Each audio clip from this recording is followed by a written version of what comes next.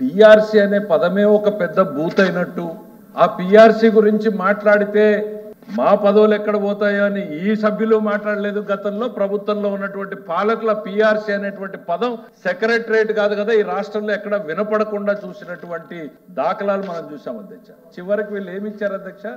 Reverse PRC ఇచ్చినటువంటి ఏకైక ప్రభుత్వం వీళ్ళదే అధ్యక్ష. రివర్స్ పిఆర్సీ ఉద్యోగులు వినాలి, మీరు చెప్పినంతసేపు ఓపికగా ఉన్నా నేను. ఉద్యోగులు అయ్యా మీ కొత్త జీతాలు వద్దు, మాకు పాత జీతాలు ఇవ్వండి, చంద్రబాబు నాయుడు గారు 2014-19 మధ్య ఇచ్చిన జీతాలే ఇవ్వండి అని అడిగితే వాళ్ళను కూడా బెదిరించి సంతకాలు పెట్టించినటువంటి మీరు ఈరోజు పిఆర్సీ గురించి అవ్యాజ్యమైనటువంటి ప్రేమలు చూపిస్తా ఉంటే అదేదో చెప్తారు, తల్లికి ఏమో చేయనాడు పిన్నమ్మ గాజులు కొనిస్తానన్నట్టు.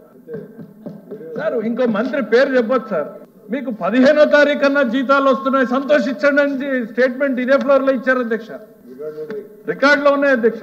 15వ తారీఖున జీతాలు ఇస్తున్నాము సంతోషించండి అని ఉద్యోగస్తుల మీద హేళనగా మాట్లాడిన వాళ్ళు. అధ్యక్ష, వీఆర్ కన్సర్న్.